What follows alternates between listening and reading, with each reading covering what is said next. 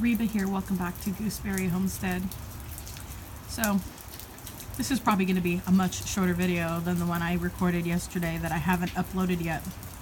So I might just go ahead and post this one because the other one was like 30 minutes long.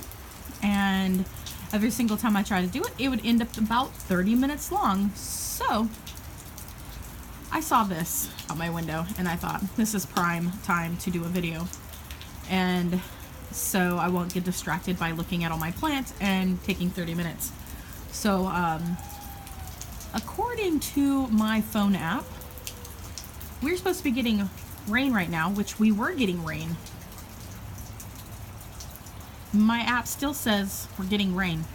Now you can hear rain dripping off of my roof. We're at 40 degrees right now. We're getting snow. That's right. We're getting snow, and it's a decent amount coming down. Now, it's pretty warm during the day right now, so I don't suspect that it's going to stick a whole lot, but we will see. As of yesterday, my phone said only one day next week that we were going to get snow. Now my phone is telling me between the 30s and 40s range of degrees, we should be getting snow Monday through Thursday next week, according to my phone app. But every single day, and even during the day, it changes, like constantly. So definitely you can't rely, at least I can't on my phone app for exact weather. Because my phone app was telling me when we had all the snow that we were going to have snow for like basically over a week straight. And it was really only like 4 or 5 days that we got snow. And I just moved all my plants back out into the yard, as you can see. Now, I also, if you noticed in my video, I've also moved my greenhouse over here. And I moved it yesterday. We had a really warm, sunny day. And I took that opportunity to move the greenhouse.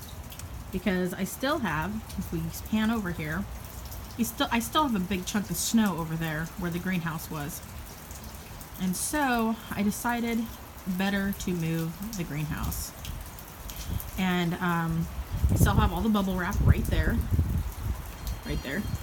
And if I need it. But by moving it over here under the shed a little bit, it's protecting the roof of the greenhouse from snowfall. And I won't have to be knocking snow off of the greenhouse, which is key. And this spot in the yard actually gets quite a bit of sunlight, even with there being a roof on there. So as the season changes and everything, we will be having a lot more sun up underneath that area. So, and as the sun moves in the sky, so I'm not so worried about it. It will get really hot in the greenhouse during the summertime, so I'll have to leave the door up all the time during the summertime and that sort of thing. But I was looking at the construction of the cover, and these covers, the plastics, are really, really thin. And I was actually at Walmart and they sell plastic coverings, and one was a thin one, kind of like this, and there was another one that was a little bit thicker.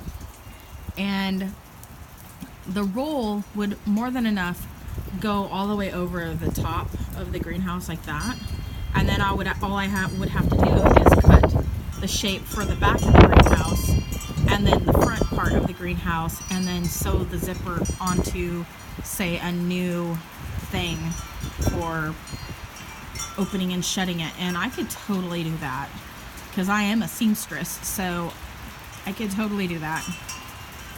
I would just have to cut this apart and create a new one. And I was thinking if I do that, I might use the heavier duty plastic.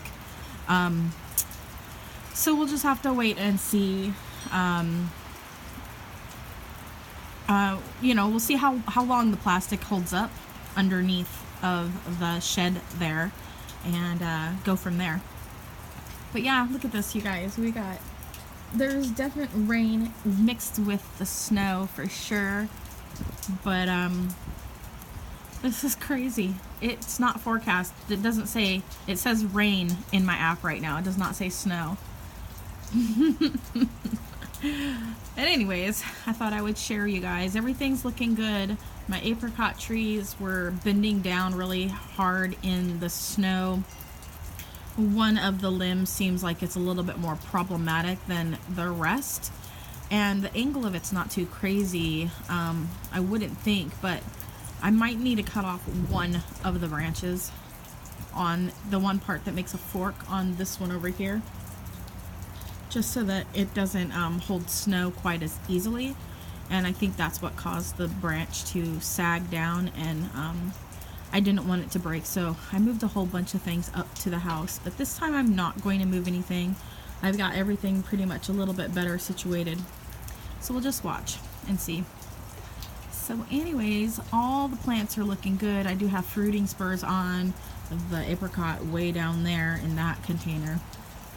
And my gooseberries, there was no damage. I did lose one of my roses of Sharon that's in with my Ivan's Beauty Mountain Ash, and I cut that off yesterday. It was still alive down towards the bottom, so I'm not sure if it'll put up roots from its root area. I was gonna Google that and see if it does send up plants from its roots, but the other two were still alive, so that's good. The bark had actually started pulling away around the trees, and I'm thinking maybe they were still a little bit too young to be out in the weather year round here. And I figured last summer that they would be fine this winter, but I think I was wrong. So, yeah. So everything's looking good though. I did have a little damage on my olive herb that's right there. I had some breakage on that during the last snowstorm. But everything else is looking really good. And I've got a lot of growth on my trees and stuff, and I even noticed some green on the graft on the apricot tree that I moved over here under the edge, so if it snowed again it was protected a wee bit. And I put the apple tree inside of the greenhouse that has the graft.